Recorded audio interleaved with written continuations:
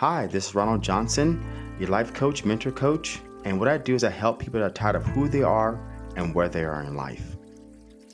And this is Gloria, your life coach. I help those who are feeling stuck, struggling with difficulties such as self doubt, inner judgment, lack of confidence, life transitions, and taking steps forward. And welcome to Life's a Shuffle podcast. Now, you may wonder why it's called Life's a Shuffle, and the reason why we came up with this title was that life is really shuffling. It doesn't matter where you come from, your background, what age you are, you're shuffling multiple things in life. And the best thing to know in life is everybody faces your struggles and everybody faces what you're going through. But there's hope in learning something about that. So when our guests share their journey, the hope is you learn something in that journey so yourself can navigate the struggles you face, the low self-esteem, the self-confidence, and that's why we call podcast Life's a Shuffle. And throughout this podcast, we share our personal overcoming stories, as well as our guests who shares their personal journey in overcoming their personal struggles. Life's a Shuffle podcast is here to connect like-minded individuals. And thank you for listening to Life's a Shuffle podcast. Hi, this is Gloria, your mindfulness and meditation coach. Welcome to another episode of Life's a Shuffle. Hi, this is Ron Johnson, your life coach, mindfulness coach, and now NLP practitioner. And welcome to another episode of Life's a Shuffle. And today is a special guest. He's a CEO of a company, and he helps those coaches out there looking to elevate their business to the next level. And before we hop into actually what he does, we always want to get the backstory of our guest. So, Maxwell Nee, welcome to another episode of Life's a Shuffle. Thank you for taking this time out of your day to talk with Gloria and I, and to the rest of the world who's going to be listening to our podcast. Awesome. Thank you, Ronald and Gloria. Thank you for having me here. I really appreciate it. Not a problem, man. So before we ever go into discussing about your business, what you do now, it would be nice to kind of get a backstory of, obviously where you are today is a based upon where you are today is a reflection of what decisions you made in your past. So kind of tell us where are you, where do you come from, how did you get where you are today? Yeah. So I was actually born in Australia and spent my whole life there. And, one day I'd worked in corporate banking in Australia for like Australia's biggest bank for about 5 years. I walked in there one day and looked at my boss and his boss and his boss and his boss. And, within about 3 seconds, I realized that I did not want any of their jobs. So then I really sort of checked in and looked at myself and thought to myself, what am I doing here? And it hit me, it really, really hit me that, this whole corporate job thing, it was always plan B. Plan A was to be an entrepreneur, go out there and make a difference, have, unlimited impact, take the risk and all that sort of thing. And then what really hit me was that, I had been almost like lying to myself for about 5 years, building this, this Sistine Chapel of a plan B when I was really just afraid to go for plan A, which is to go out there and build my own business. So, whatever that may be. So that really hit me. And then I went out my journey to just sort of find what sort of business and what kind of business I wanted to build from then on. And, 3 and a bit years later, I've landed here. Awesome, dude. Wow. So what was that like? What feelings and thoughts went through your mind when you walked in that office? Like, you know what? I do not belong here. Like, what was it? What did it feel like? Kind of give us a description of it, if you don't mind. Yeah, so it was, the whole experience was a bit of like a perfect storm because, I had gone into the banking career and like my first job, I received like, I worked really hard and received like 3 promotions within 5 years. I was like the youngest corporate analyst in the state and all that sort of stuff. So I went in there really, really hot and heavy with the intention to stay, right, and the intention to go for a CEO and all that sort of stuff. And then it the weights. What was the turning point for me was that in my role at that point in time, there was limitations on how much I could succeed. So there was like restrictions, and there were things completely outside of my control. So like regulatory restrictions, or we were going through like the the the impact and the sort of the aftermath of the global financial crisis at that point in Australia, and so banking had become really really tight. So what my employer would do is that they would set targets of, if you hit 100 out of 100 you get this and you're a rock star, but due to banking regulations and all this sort of stuff, you can realistically only hit 40 out of 100. And there's no deeper way to demotivate me than basically putting a lid on what I can achieve. So there was that, plus like a regulatory sweep as a result of the global financial crisis, as like an aftermath of it. And it was just like this perfect storm of things that just I had tolerated for probably about a year, and then I just couldn't tolerate anymore. So for me, it was a bit like jumping from like one burning ship to another, because the other burning ship was, it was something I really wanted, which is to build my own business, but it was as scary as anything, because I had never, not had stable income before, and I was jumping onto that sort of burning ship. So it really felt like jumping from one burning ship to another. There's always that fear of starting your own business. It's kind of like gambling, right? You don't know if you'll make it or not. And I think that's one thing that holds back a lot of people when you always want to start your own business, is just taking a chance. And so what I just wanted to ask, that company where you were in, or the banking, so there wasn't a lot of room for growth. Is that what it was too? Yeah, so the only room for growth would be for me to hang around for another 10, 15 years to maybe get my boss's job, or his job, or his boss's job. And I looked at their jobs and just looked at looked at their faces and thought to myself, man, they did not look happy, and they did not look like the expression on their faces does not look like it's worth hanging around for 10 to 15 years to maybe get there. Like it just didn't look worth it. So And that, then, yeah, yeah, and that's a maybe too. So it wasn't guaranteed. yeah, it's just like a massive maybe. And I have no problem trusting, and I have no problem sort of like I'm not someone that needs to have control over certain outcomes, but it was uninspiring. It was uninspiring top to bottom, just being there, and that was massively demotivating. And that just started to just eat away at me, from the inside out. Let me ask this question. When it came to money, it's in this case for you, and you said something that kind of I heard was like, well, you want me to earn X amount of money, and you are taking away my earning potential, then I'm out of here. This doesn't really work. I want to earn as much as I can, right? Especially if it's commission based. What is your idea? What does money mean to you in that sense? Yeah, so money, doesn't really mean a lot to me, to be honest.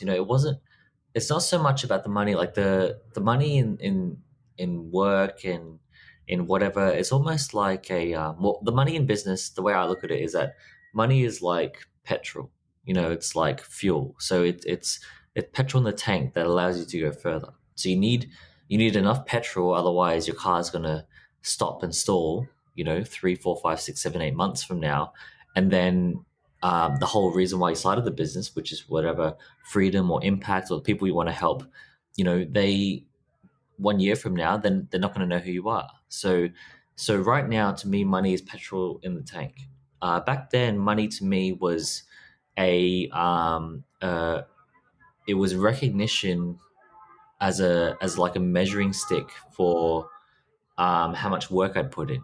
So what really did motivated me was that I could have put in, 400% work and still had like a limit, like a lid on top of me based on just, the way stuff is. And I just wasn't willing or just willing. I just wasn't willing to accept that. So, what finally got you to just get up and leave, get up and go and start this? Yeah, it was really like a perfect storm. So there was like the regulatory sweep that was making work really, really hard because there was all these like extra things we had to do that we didn't have to do before. There was the earning sort of like the success lid that was on top of me that just like bottling me in. And also I just came out of a relationship as well at that point in time. So then it was like, all of a sudden I had given myself permission to have wings to go and do and be wherever I wanted to be, without having to consider anyone else besides myself. So there were like those three things just created like this, almost like this bullseye, that I imagine in my mind of, okay, so it's almost like I've got a blank slate now because I'm not attached to this career I've been building for 5 years. Where do I go from here? That's very interesting. So, did you always want to be in the banking industry, or did it kind of evolve into the fact that that's kind of where you landed because you went to school? How did that even come into the equation? Yeah, so I didn't always know I wanted to be in banking. There was a few things that happened that sort of led me towards that. Like I was in university trying to figure myself out, like everyone there, and I'd been to a few university social events, and I had sort of rubbed shoulders with a few guys in the finance world, or that was going for really high end finance jobs like investment banking jobs. I thought, okay, this is pretty cool, and these guys are pretty cool, and I get along with these guys, and there seems to be enough like um, enough of a high target to go for this high end banking thing. So why not go for it? And then I sort of romanticize about living and working in New York City, being a banker there, and all that sort of stuff. And it sort of evolved, not necessarily out of something I had always wanted, but it evolved out of me wanting to find a goal to put on my radar. Interesting. And what was that goal in your radar? Yeah, so the ultimate goal on my radar was to be an investment banker in New York City. Big glamorous New York. So That's what a about New big York one. was so attractive? I never been there, but people that been there said it's a lot of people. It's open 24 hours a day. You can get anything you want. What's the lore about New York? Yeah, it's just it's pretty. I don't know. You could say it's pretty shallow, but it's just what you see on TV. Like when you live in Australia and you know, and watch movies and you watch shows, you watch stuff, and almost everything's based in New York City, and you imagine it being like this magical place that can almost like do no wrong. So it's just like Hollywood brainwashing, to be honest. Mhm. I'm glad you're honest about that. It is. It's pretty nice up there. And it, should I say? So I like how you said it's exactly like what you see on TV, because it kind of is. That's if you go to Times Square, but anywhere else around it is a little different. So were you able to accomplish that goal? No, so when I left the bank, the first place I moved, so I picked. So when I left, I decided to leave the bank, I realized that you know what, I haven't been growing. I hadn't been growing at the pace that I really wanted. I was hungry to, um, for like the last 5 years that I was in banking, because I realized I'd been sort of afraid and avoiding going for what I really wanted, which was to have my own business. And what So what I chose to do was I chose to move to a place I'd never been before, had no friends, had no job, no place to stay, and like no connections. So New York City, like moving as an Australian to America, isn't as simple as just I want to move there and let's make it happen. So there is actually a really accessible visa for Australians to move to Canada. So I moved to as close as I could to New York, which people describe as like the baby New York, which is Toronto. So I moved to Toronto, Canada. So that's why I moved there. And my initial idea at the time was, okay, I'll be close enough to New York to sort of be back and forth and make something happen. And I'm in the same time zone compared to not being in the same time zone. And at least I'm in North America.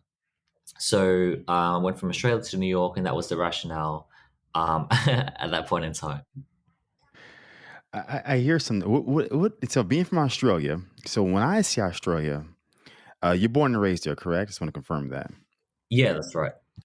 What I see Australia is that I watched a lot of National Geographics growing up. So I see Aboriginals that I guess were native there.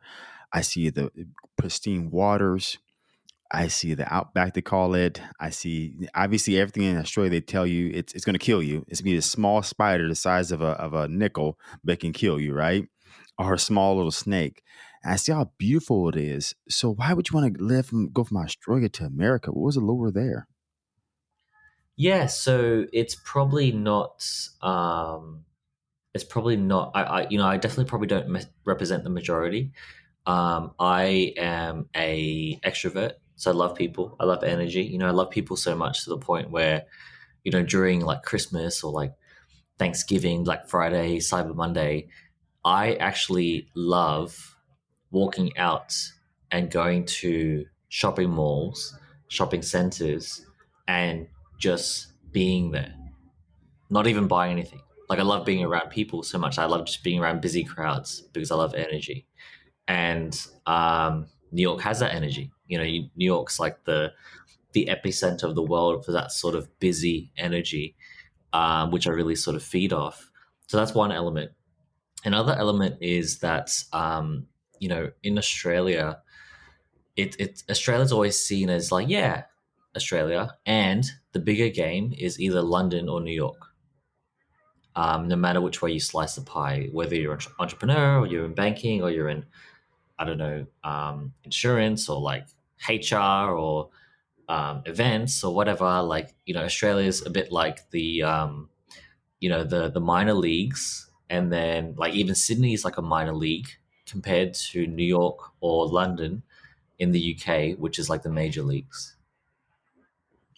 So that's Interesting that. metaphor there. Yeah, that makes sense. Why New York, and it actually you love that. You love to have that type of human connection. That even if, like what you said, you're shopping, but even if you're not buying, you're just out there. You just love to have it. So that's how you get your energy off Yeah. of the people around you and the crowd. And New York is a perfect space. Actually, I like the way you said that. New York. I was trying to say that in my head, but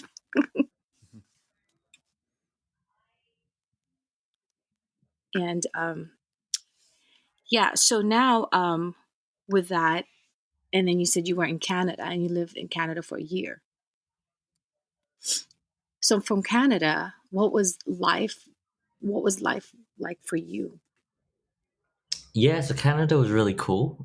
Canada was really cool because I had gone for like two more jobs just to double check that what I was missing or what made me unhappy wasn't just the workplace, but it was the idea of having a job. So I actually had like a part-time job at Lululemon, which is super super chill and relaxed and cool, and you get to wear Lululemon to work compared to like a suit and tie. And then another job as like a head of sales for head of sales for like a startup, where we worked in like this startup hub where it was like free food, tea and coffee, bean bags, walking around barefoot, fake grass, like all that sort of stuff that you see on TV that makes working in the corporate world look really really boring. And I did both of those, and I realized, whoa, I've got the same feeling. I've got the same sort of feeling of unhappiness and lack of satisfaction and lack of fulfillment that I felt working for the bank. So I said, okay, so the problem, by process of elimination, the problem must be in, I'm not ready to surrender my life, and my work, and my work ethic, and my energy towards someone else's goal. So what it came down to was, okay, so I've got to actually give this, scary, threatening, high risk thing of starting your own business from zero, a real shot now. That's awesome, man. You know,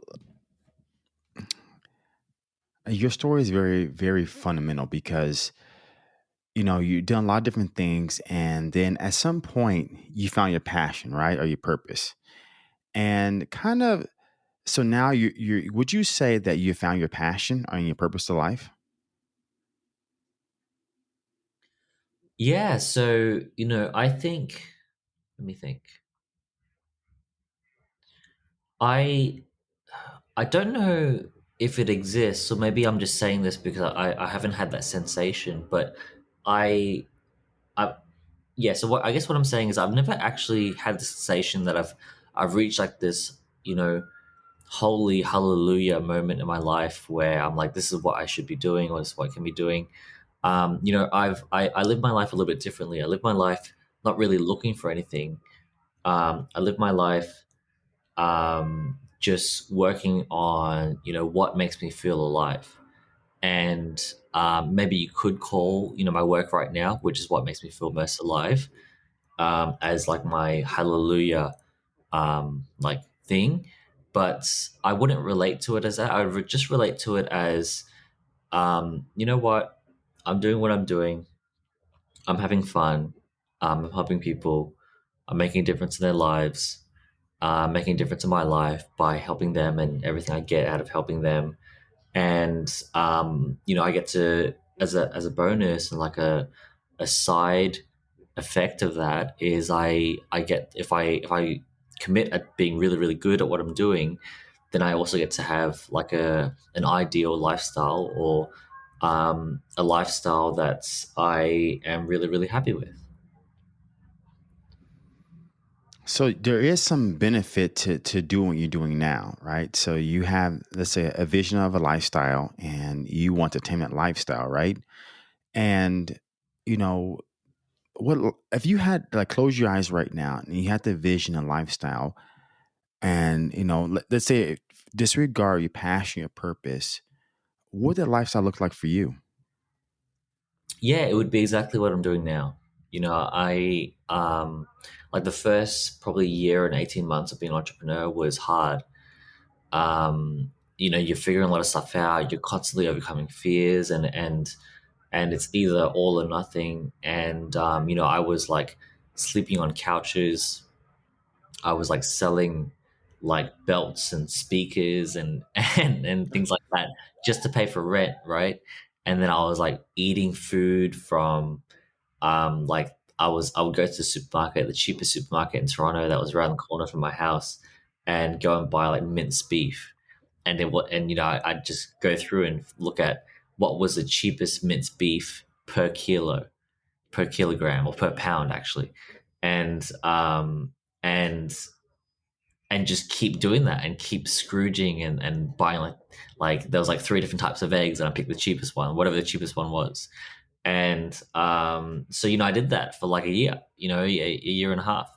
And but I'm really grateful for that, because it's that's when you sort of really really dig deep down to like the bones of what you get to rebuild, as like a badass, powerful entrepreneur that's unstoppable, just moving towards what they want. And like it never ends. Like there's always more rebuilding and more fears to face and everything. But there is like a level of comfortability in my life right now that I can, fortunately, work online and have the time to work and have great podcast conversations with yourself, Ronald, and yourself, Gloria, and not feel guilty that you know, that I haven't, spent 10 hours today trying to find the next client and all that sort of stuff. So there is an element of yeah, like I really love where I'm at right now. And it definitely wasn't easy, and I didn't fall here. It was as a result of all of that scrooging and tightening the belts and sacrificing but at the same time, it's not horrible as I'm probably making it sound. It was actually a lot of fun. It was a lot of fun to really learn. It was almost like a boot camp. It's almost like I put myself through my own sort of like entrepreneurial boot camp where it was like, okay, you gotta crawl through the mud before you get to go sit at the beach, and you got to crawl through as much mud as you need to crawl through before before you get to the beach. And no one knows how long it's going to be or how short that's going to be, but you just got to do it. Yeah. Those So I'm experience. listening to your story, man, and I'm not laughing at the story. I think the story is marvelous, but it's like you had to go through all this, finding mincemeat by kilo and tightening the belt and all this stuff. What was the lure about becoming an entrepreneur? If you have to go through this muck or mud, like you said, what's the lure? Why become an entrepreneur? Might as well just go back working a day job, right? At least you get paid every. I don't know how they do it in the UK, but at least in America, you get paid every 2 weeks or at least once a month or something like that. So, what's the whole excitement about becoming an entrepreneur? Yes, that's the funny thing, like I was doing all that, and my life became my life for a year and a half became, how little could I spend? That's pretty much like what I woke up with. It was like So, how how little, little can you spend? I like how mean, little, yeah, it's like how little can I spend? Because everything counted towards buying myself more time so that I wouldn't have to go back to, the job or whatever. And even though I was doing all, so this is the crazy thing, right? This is when there's something, I don't want to say wrong, but there's something fundamentally different in my brain compared to where it was 2 years before that. So the craziest thing was that even though I was doing that, I was sleeping on couches, sharing rooms with people and like selling stuff to pay for rent and buying the cheapest stuff as possible to eat and not going out and just I didn't go out and have a drink at a beer at a club for like a year because I couldn't afford it.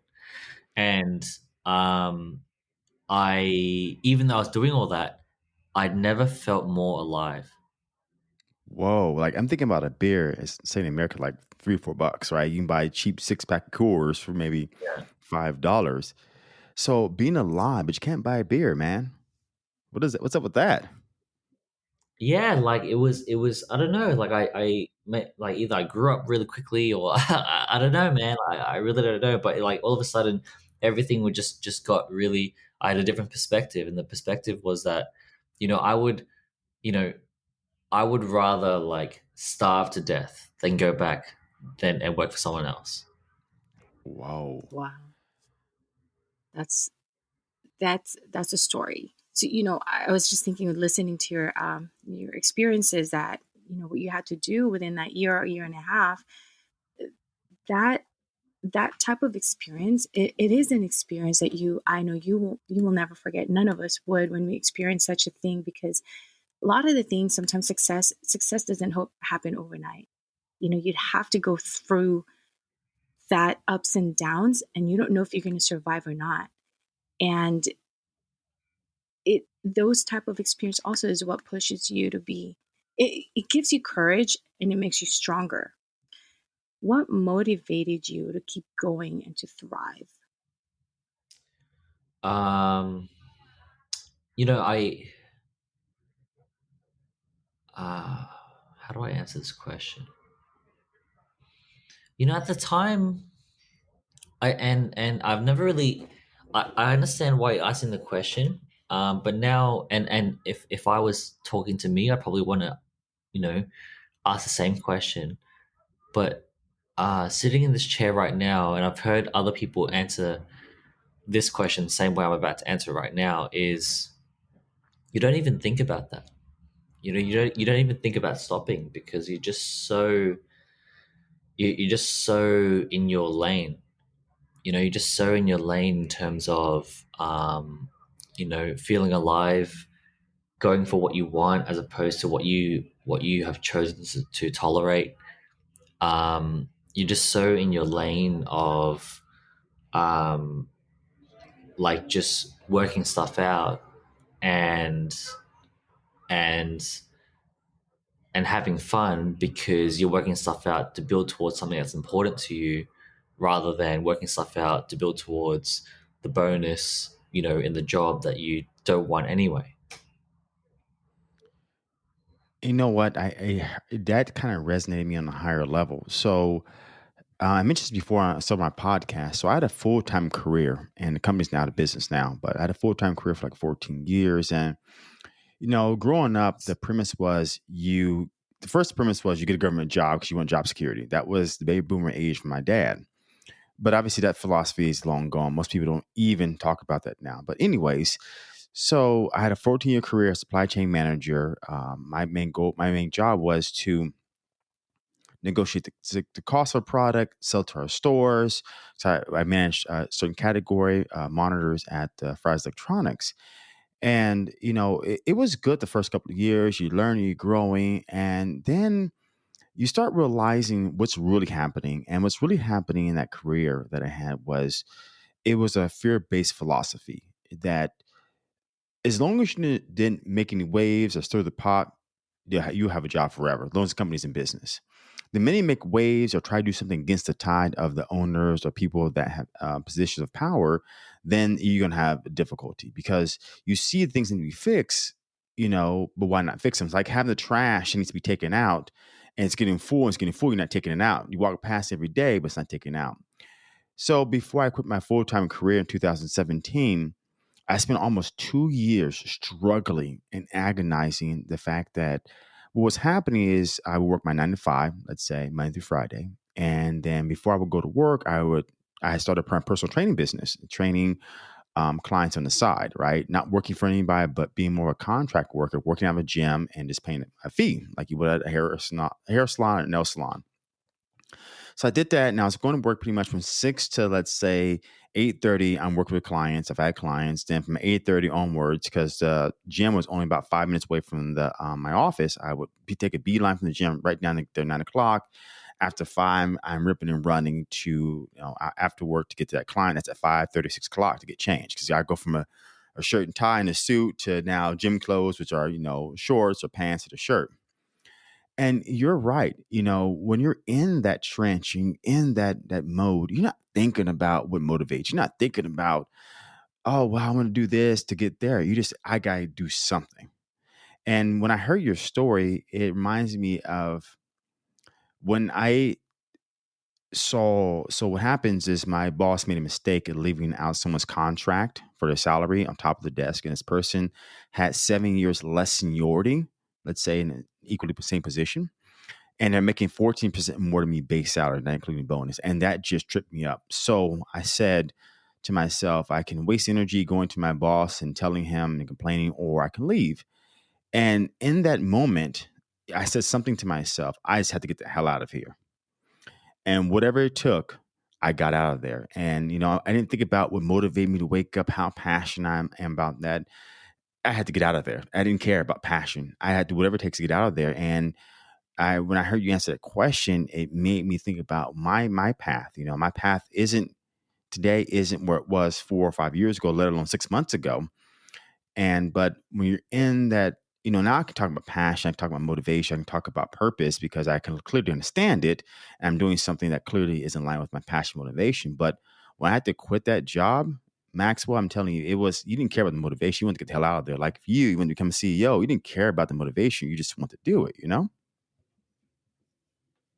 Yeah, yeah. It's I don't know. It's a bit like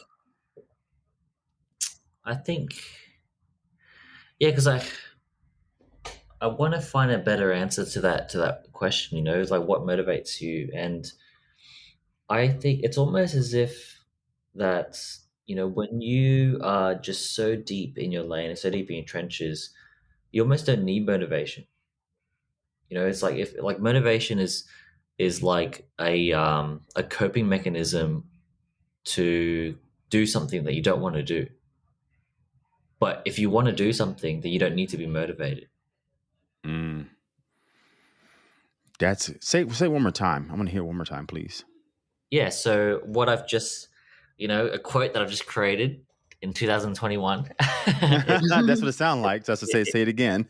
is that on this podcast is that motivation is like a coping mechanism to go to push through something that you don't want to do. But what's even better than being motivated to do something is to find what you want to do. So you don't Yes. need motivation. Hmm.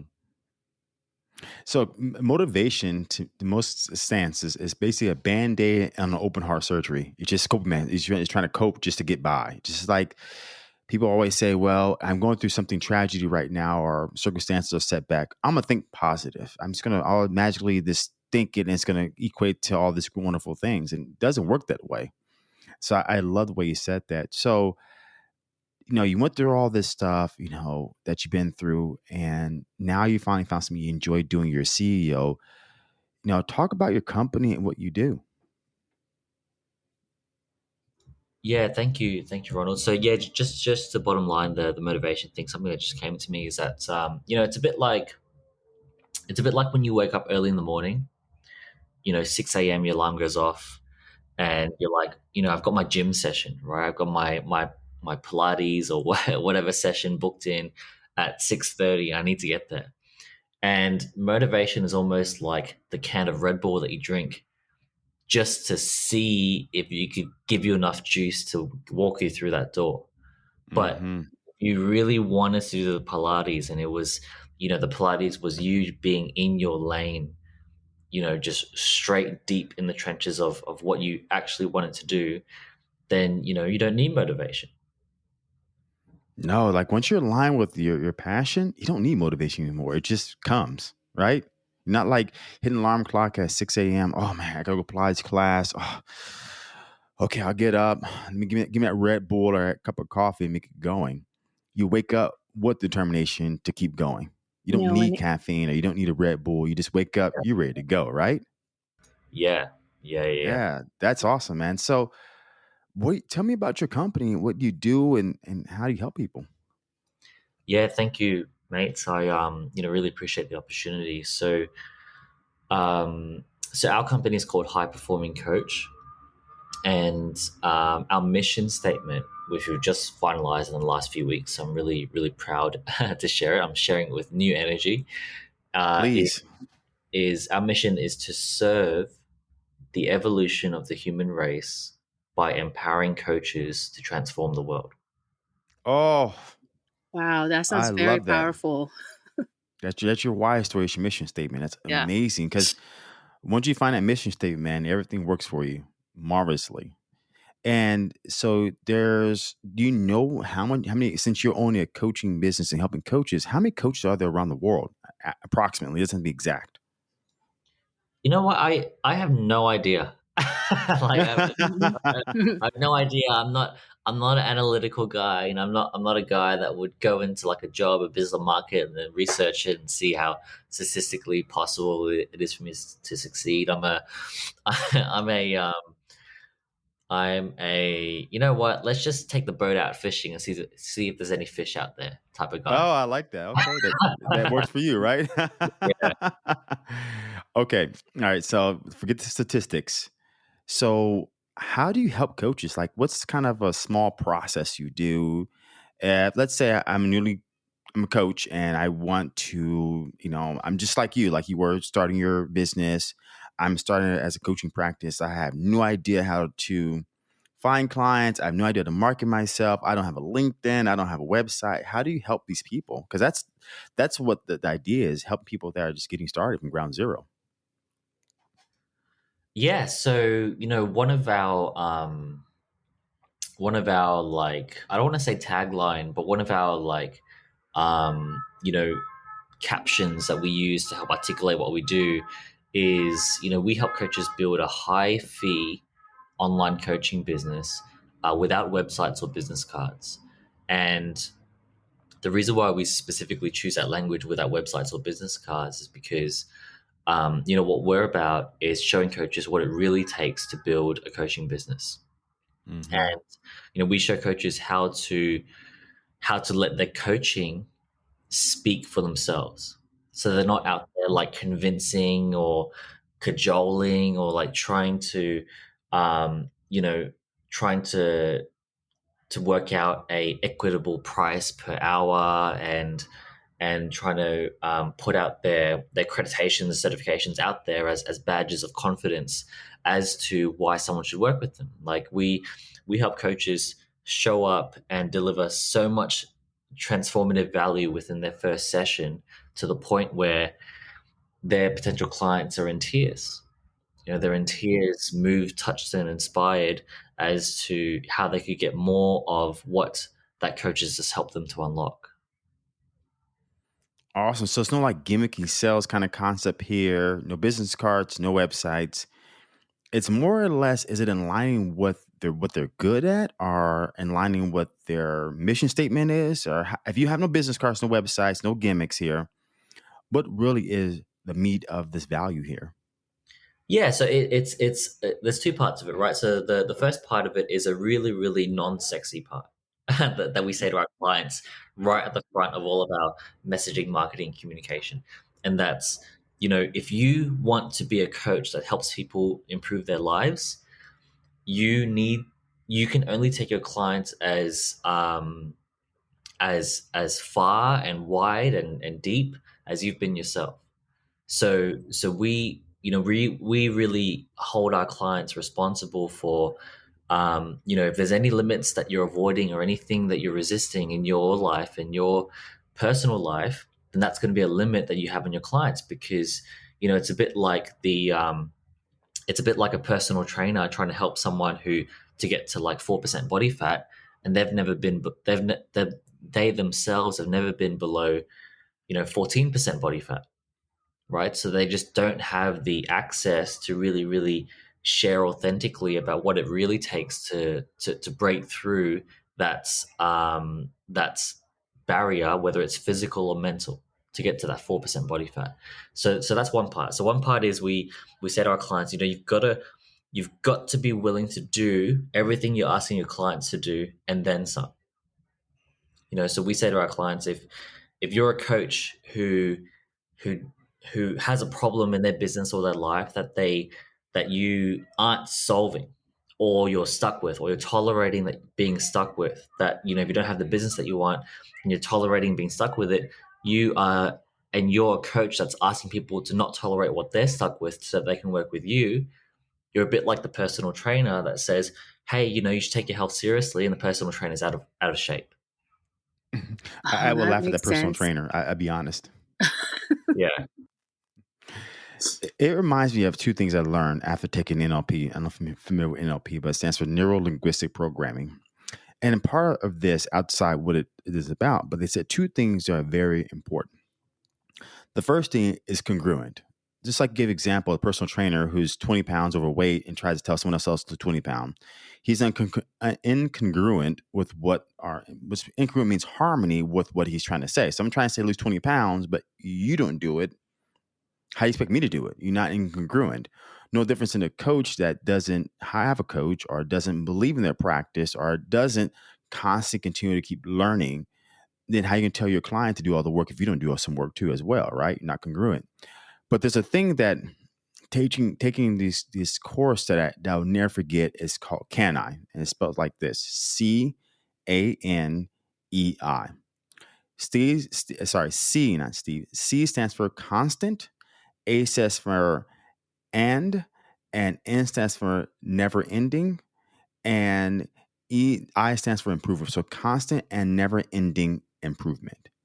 So it kind of made sense with you about your business. If you're gonna have a coach who never doesn't have a coach, never pay for a coach, how much value, reliability can he give to a client when he hasn't done the work or she hasn't done the work? Yeah, exactly. And it's not just, doing the work, it's also just being that constant walking demonstration, right? Because it's a bit like, if like sometimes we speak to coaches and clients and things that are scared to invest. They're scared Mm-hmm. to invest because what if it doesn't work, right? And it's a bit like, okay, well, if you're scared to invest, what do you think your potential client on the other end of the phone line or the Zoom line is going to pick up when they speak to you? Because it's you are the, like, as every coach, you're the limit of your clients, right? They come into you because they you're the ceiling on them, and if you hold that ceiling down because of what you're not willing to push through, or what you're not willing to break through, then you're not just not serving yourself, but you're also not serving your clients, right? And the whole thing about, like, for example, being scared to invest or scared to um, to go again. It's that's exactly what you're asking your clients to do. You're asking your clients to face their fears. You're asking your clients to break through everything that you are choosing to stay stuck with. Mm-hmm. It's funny when we talk about that. What came to mind was a lot of times if you have that client that's doing a Zoom call or getting ready, sorry, have a coach getting ready to talk to that client on a Zoom call or talk to them on the phone, whatever they do, or in person, it's about what they project in their head. So if the coach is afraid to invest in themselves, right, for training or whatever, they then project on their client. So the client now may feel I shouldn't invest, even though it wasn't said. It's about the internal representation of your energy and projection. So if you project yourself, I can't afford this, or she or he can't afford my services, you inherently start projecting it on that client, and they don't sign up. That's amazing. I'm glad to hear someone that owns a coaching practice talk about that, because it does exist. I mean, I hear a lot of these, and I'm a coach, and I get a lot of these things online, and says scale your business, six figures in 1 year, right? And what they really emphasize on is a numbers game. The more people you talk to, the more people sign up. So I talk to 100 clients in 1 month, I make it 10%. 10% equals this, what do you charge, right? But you're actually going the route which is more positive and in harmony with actually happens out there. And that's amazing. So with that, Maxwell, how do people, if people are listening to this podcast right now and they're around the world somewhere, where can people find you or your services or your company? Yeah, thank you, Ron. I really appreciate this opportunity to share how to get in contact. So there's two places where we show up the most.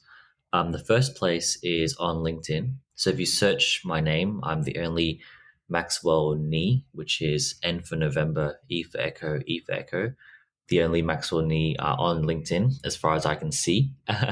And um, our website, if you go to our website, highperforming.coach. So it's not .com, it's .coach. We do weekly free workshops. That's usually led by me. And in those free workshops, we basically give away as much value as we possibly can within 2 hours, and just trust that the coaches who are ready and drawn to taking action to build their coaching business will want to work with us. So that's what we do, and we do that for right now. We do that every single week. That's awesome. So people can find you on LinkedIn and find you on the website and connect with you. And what I like to do with all my guests that show up here is there has to be a takeaway. It could be the person listening to podcasts, or it could be Gloria and I, or yourself.